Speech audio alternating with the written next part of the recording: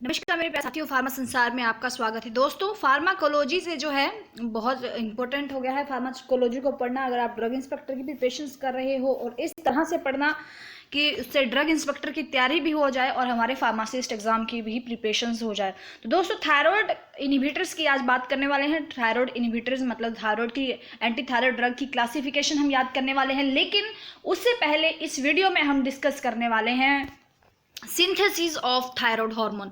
दोस्तों, जब हमें पता होगा कि थायराइड हार्मोन जो बन रहा है वो किस किस तरह से बन रहा है, किस किस स्टेप से बन रहा है, तो हम क्या कर सकते हैं कि उन स्टेप पे जो जो स्टेप फॉलो करता है वहाँ पर जो है एंटी थायराइड कोई ऐसी ड्रग्स दे करके वहाँ पर उन जो स्टेप्स को इनहिबिट करवा सकते हैं। चाहे वो हो, जैसे कि यहाँ पर आप क्लासिफिकेशन में देख रहे हो कि इनहिबिट थायराइड हार्मोन की सिंथेसिस। जब उसकी सिंथेसिस हो रही है तो हम इन ड्रग को देख करके थायराइड हार्मोन को इनहिबिट करवा सकते हैं, सिंथेसाइज होने से रोक सकते हैं। अगर और हम क्या कर सकते हैं, आयोडीन की ट्रैपिंग को भी रोक सकते हैं, क्योंकि आयोडीन नेसेसरी पार्ट है थायराइड हार्मोन की सिंथेसिस के लिए। मोस्ट इंपॉर्टेंट पार्ट जो है वो आयोडीन का ही है। दूसरा, हम क्या कर सकते हैं, या तो अगर बन गया है हमारा हार्मोन तो हम उसके रिलीज को रोक सकते हैं, और या फिर हम डिस्ट्रॉय ही कर दें थायराइड टिश्यू को। तो इन सब पर बात करेंगे। पहले देख लेते हैं इसकी सिंथेसिस होती कैसे है थायराइड हार्मोन की। तो जो सबसे पहला स्टेप है उसमें सिंथेसिस होती है थायराइड हार्मोन की। किस तरह से होती है? सबसे पहले जो है आयोडाइड आयन की ट्रैपिंग हो जाती है। उसकी ट्रैपिंग के बाद ऑक्सीडेशन होती है, उसके बाद कपलिंग होगी, देन हार्मोन रिलीज होगा और फिर पेरिफेरल कन्वर्जन। तो इसको डिटेल में देखते हैं कि किस तरह से इसकी सिंथेसिस है। आयोडीन ट्रैपिंग सबसे पहले देखते हैं। तो आयोडाइड आयन की जो ट्रैपिंग है, इसमें क्या है, इसकी ट्रैपिंग एक्टिव ट्रांसपोर्ट के थ्रू होएगी आयोडाइड आयन की फॉलिकुलर सेल्स के अंदर थायराइड ग्लैंड की। थायराइड ग्लैंड में होती है फॉलिकुलर सेल्स होते हैं, पैराफॉलिकुलर सेल्स होते हैं। तो फॉलिकुलर सेल्स के अंदर आयोडाइड आयन की ट्रैपिंग होती है, मोस्ट इंपॉर्टेंट। और किसके थ्रू होती है? जो बेसमेंट मेम्ब्रेन है प्रोटीन की बनी होती है, जिसको बोलते हैं सोडियम आयोडाइड सिम्पोर्ट्स। तो उसके थ्रू जो है इसकी ट्रैपिंग होएगी फॉलिकुलर सेल्स के अंदर थायराइड ग्लैंड में। ये प्रोसेस जो है यहाँ पर आयोडाइड की ट्रैपिंग का, आयोडाइड अंदर आ चुके हैं, फॉलिकुलर सेल्स के अंदर आ चुके हैं, ट्रैप हो चुके हैं।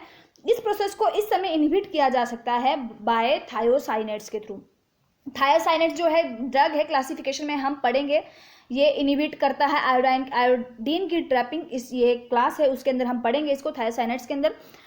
नेक्स्ट, इसमें अब हमारे पास आयोडाइड आयन अंदर आ चुका है आयोडाइड की फॉर्म में।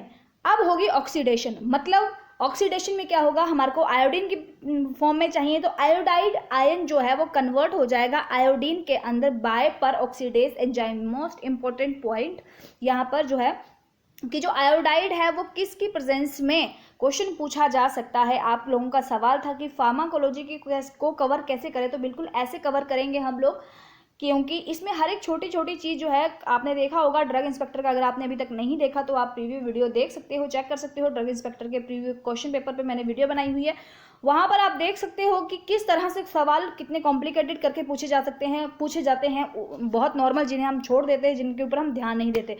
तो ये भी यहाँ से बहुत इंपॉर्टेंट बनता है कि किस एंजाइम्स की प्रेजेंस में जो हमारा आयोडाइड आयन है वो आयोडीन में कन्वर्ट होता है। तो पर ऑक्सीडेज एंजाइम है जिसके प्रेजेंस में आयोडाइड जो है आयोडीन की फॉर्म में मिल जाता है। नाउ आयोडीन जब बन जाता है तो ये आयोडीन कंबाइन करता है टायरोसिन रेजिड्यू के साथ। टायरोसिन रेजिड्यू एक अमाइनो एसिड है, एक प्रोटीन की छोटी फॉर्म है, टायरोसिन अमाइनो एसिड है। ये बनाता है हमारे पास डाई आयोडोटायरोसिन। जब ये टायरोसिन के साथ मिलता है तो या तो ये दो फॉर्म बनाता है, डाई आयोडोटायरोसिन बनाता है और मोनो आयोडोटायरोसिन बनाता है। तो इस समय जो है पर ऑक्सीडेज एंजाइम जो है वो कन्वर्ट करता है। तो हम रोक सकते हैं, कन्वर्जन ही रोक सकते हैं आयोडाइड की आयोडीन में। वो कैसे रुकेगी? पर ऑक्सीडेज एंजाइम जो होता है, अगर इसको ज़्यादा लेवल का आयोडीन प्रोवाइड करवा दिया जाए तो ये ऑटोमेटिकली ब्लॉक हो जाता है इसका एक्शन। तो ये जब ब्लॉक होगा तो ऑब्वियस है कि जो आयोडाइड है वो आयोडीन में कन्वर्ट नहीं हो पाएगा। Now third step is coupling. Coupling के अंदर क्या होता है, ये फाइनल स्टेप होता है सिंथेसिस, जो थायराइड हार्मोन की सिंथेसिस का फाइनल स्टेप है कपलिंग। इसके अंदर जब ये हमारा ये बन चुका है ऑक्सीडेशन पे, हमारे पास DIT बन चुका है, MIT मतलब डाई आयोडोटायरोसिन बन चुका है, मोनो आयोडोटायरोसिन बन चुका है। अब इनकी जब कपलिंग होती है, जब दो डाई आयोडोटायरोसिन मिलते हैं तो T4 मतलब आपका थायरोक्सिन बनाते हैं और 1 मॉलिक्यूल ऑफ डाईआयोडोटायरोसिन एंड मोनोआयोडोटायरोसिन मिलकर के T3 बनाते हैं, ट्राई आयोडोथायरोक्सिन को बनाते हैं। ये जब हमारे पास T3 और T4 की फॉर्मेशन हो चुकी है कपलिंग के अंदर, अब हमारा हार्मोन तैयार है और रिलीज के लिए, तो वो रिलीज जो होगा वो कंट्रोल होगा जब वो TSH थायराइड स्टिमुलेटिंग हार्मोन की कंट्रोलिंग में होगा, under the control of TSH, जो कि पिट्यूटरी ग्लैंड हमारे पास कंट्रोल करके रखता है। अब हमारे पास हार्मोन का रिलीज हो गया, देन उसके बाद पेरिफेरल कन्वर्जन होता है। पेरिफेरल कन्वर्जन के अंदर क्या होता है कि जो बहुत सारे आपके T4 होते हैं, T4 की जो है मात्रा ज़्यादा होती है हमारे पास, लेकिन पोटेंट जो होता है वो T3 होता है। तो मोस्ट जो हार्मोन रिलीज होता है इस T4 which is less potent then T3, इसमें क्या होता है T4 जो है T3 के अंदर कन्वर्ट होना शुरू हो जाता है, पेरिफेरल कन्वर्जन होता है T4 का T3 में। तो यहाँ इस स्टेप पे भी हम जो कोई ड्रग ऐसी दे करके इसके कन्वर्जन को रोक सकते हैं, क्योंकि जो T4 है वो सिर्फ मात्रा में ज़्यादा है, लेकिन जो पोटेंट है वो T3 ज़्यादा पोटेंट है। तो हम T3 में कन्वर्ट होने से T4 को रोक सकते हैं। ये इसका जो है सिंथेसिस था थायराइड हार्मोन का। इसके थ्रू हम लोग जब क्लासिफिकेशन को याद करेंगे, नेक्स्ट वीडियो में होगा वो, जब उसको याद करेंगे तो हमें इजीली समझ आएगा कि हमें कौन कौन से पॉइंट पर रोकना है, ऐसी ड्रग्स देनी है, क्या हार्मोन रिलीज इनिबिट करना है, या फिर हमें सिंथेसिस को इनिबिट करना है उसकी, या फिर आयोडीन की ट्रैपिंग को भी हम रोक सकते हैं, और हार्मोन बन चुका है तो उसके रिलीज को भी हम रोक सकते हैं। तो आई होप वीडियो पसंद आई होगी, अगर पसंद आई तो इसे लाइक करें, और अगर आप ड्रग इंस्पेक्टर की प्रिपरेशन कर रहे हैं तो बिल्कुल इसी तरह से तैयारी चलेगी, ताकि हमारे हर एक कॉन्सेप्ट जो है क्लियर होते चले। तो thank you so much for watching. मिलते हैं नेक्स्ट वीडियो में हम thyroid anti thyroid hormone inhibitors के साथ, एंटी थायराइड इनिबिटर्स के साथ, या फिर आप बोल सकते हैं एंटी थायराइड ड्रग्स के साथ। Thank you so much for watching. Keep learning, keep shining guys.